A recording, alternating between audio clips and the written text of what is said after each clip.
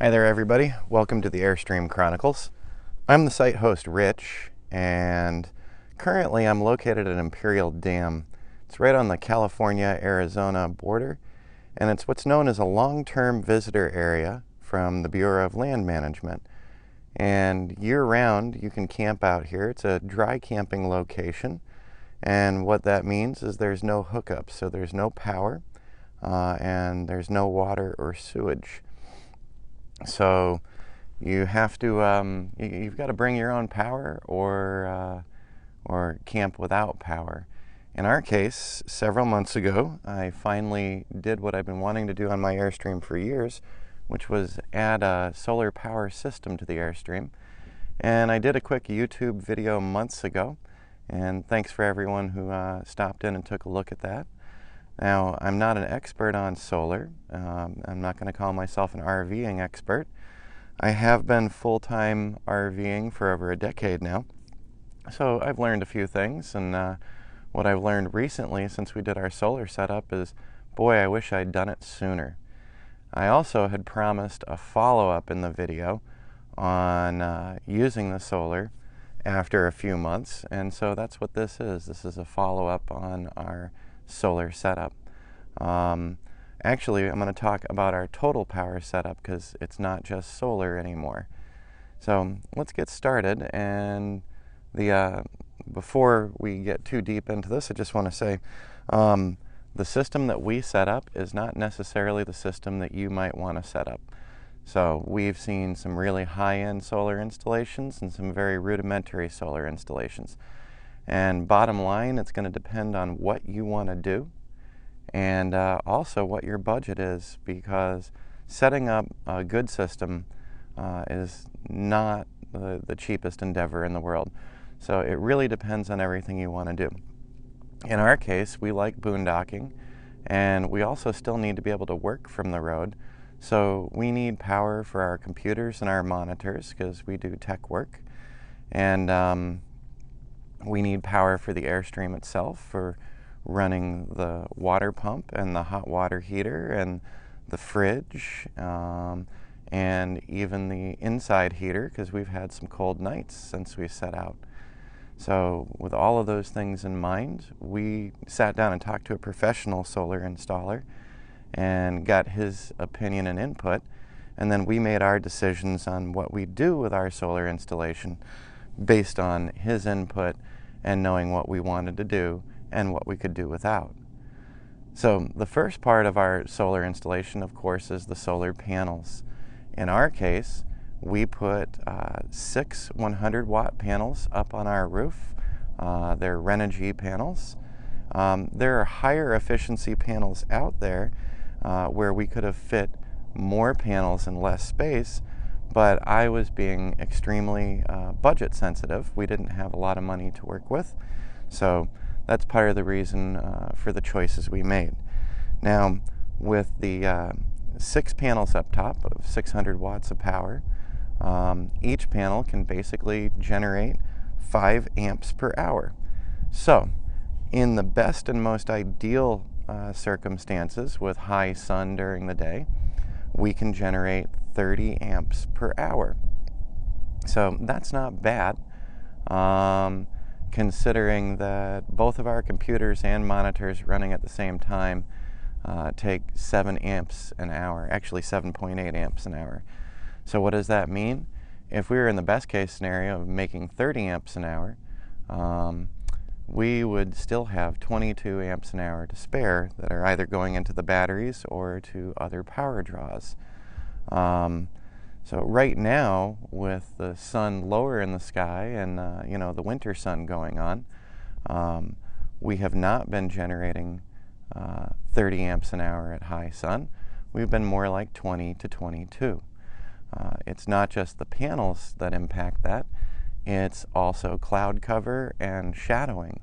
So during the summer, we were blown away by our solar system, and we thought for a little while there that maybe we overbuilt, that 600 watts was too much. But as the sun has been setting earlier and lower in the sky, we found that the 600 watts was great for us. Our panels do get shadow from other items on the roof, such as the air conditioner. And when that shadow covers the panels, we're not generating our maximum amount of power that we could. But given the fact that we did 600 watts, which is equal to about 30 amps an hour, it's actually worked out okay for us during the winter months. We've been testing in Wickenburg, Arizona at the Vulture Peak Bureau of Land Management camping area, and we've been testing for several more days here at Imperial Dam, as well as some of our summer testing at Hovenweep National Monument in Colorado. And in the end, we did a good job for speccing out the system for ourselves. Now, compared to a lot of other solar installations that I've seen on bigger rigs, we've got a really small system here.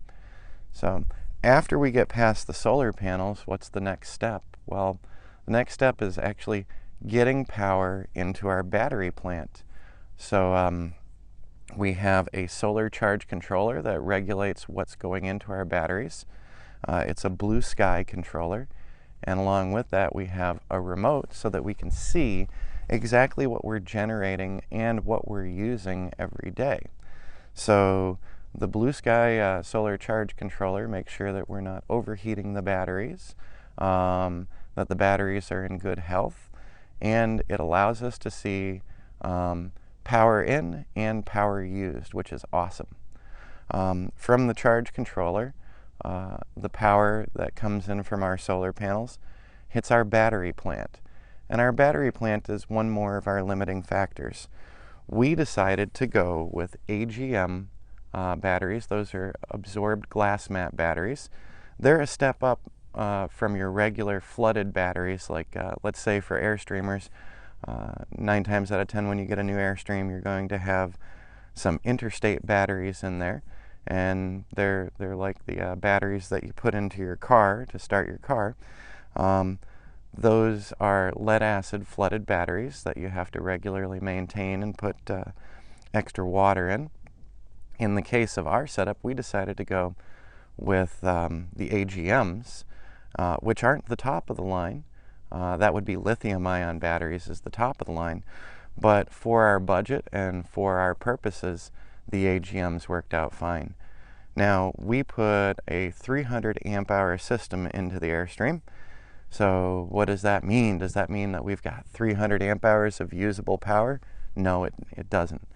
In the case of the AGMs, the capacity that you want to use is a maximum of 50%. So what that means is we actually have 150 amp hours of usable power from our batteries. Now, during the daytime, we're recharging our batteries and running our electronics off of our solar system. So we're drawing power down while the solar plant is trying to put energy into our battery plant for storage and for over evening use. And what we found when we're running all of our devices, when we're recharging iPhones and iPads, when we're running our HEPA filter, because we actually run a Dyson HEPA filter, when we're running the computers and the monitors, our worst case scenario, we will consume 14 amps an hour. Fortunately, even with the low sun right now, we're generating over 20 amps an hour. So during our daylight business hours, we're generating all the power we need to run all the equipment we're running, and we're putting some extra power into our batteries, which is awesome, because once the sun goes down, we are losing that solar power coming in, and so we're dependent on running off of the batteries. Back to what I was saying before I was rudely interrupted by an automobile going by. We've got 150 usable amp hours of battery power, and at sunset every day, we are no longer putting power into those batteries, so we are running off the battery plant. And during the evenings, we run several LED lights in the Airstream to light the interior. And we usually run one computer with a big monitor, and that's where we watch movies at the end of the day, or watch TV shows using Netflix. And running the computer and the monitor for several hours, and also running the Airstream's propane heater, which blows hot air into the Airstream, what we've found is we usually wake up with anywhere from 75 to 85% of our batteries still ready to roll. So we've never hit that 50%.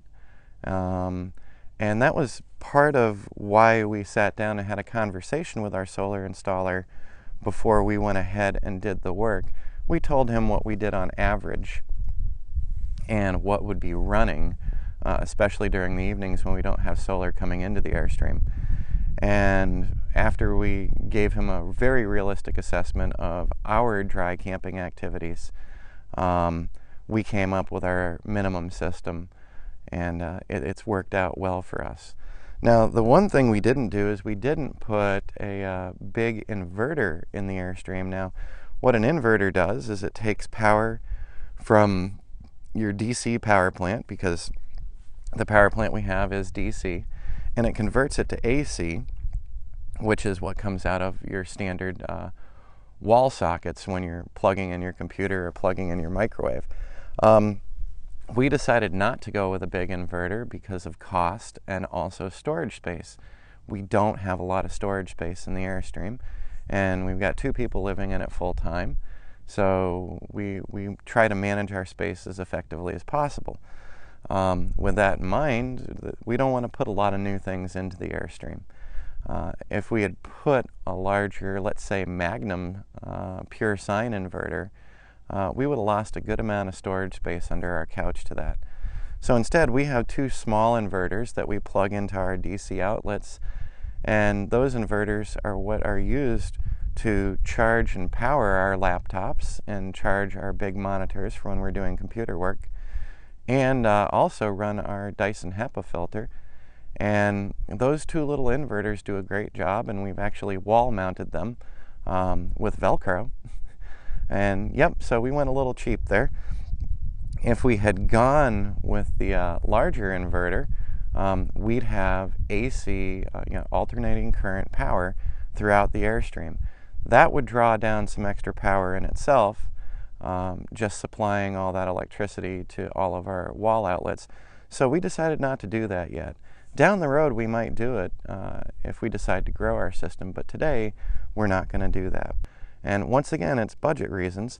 So before you start loading up my inbox with comments about why didn't you do the more energy efficient panels and why didn't you do lithium-ion batteries, budget. So for our purposes, our 600 watt system with a 300 amp hour battery plant is more than meeting our needs. And over the past few weeks, we've dry camped a lot, and we've never felt pressed for power. Now, the one other thing with our setup is we can't run our air conditioner and we can't run our microwave because we don't have a big inverter in the Airstream, and we don't have enough power in the battery plant to realistically do that. So what we did recently was we made a purchase of a 3,000 watt inverter generator from Champion that Jody found online right before my birthday. Thanks, Jody. And I'd always wanted either the 3,000 watt Honda or Yamaha, but the price point was way too high for us. And Champion actually creates a 3,000 watt inverter generator that was under $1,000, and Home Depot actually had a special on it. So we found the special price online in November for $650.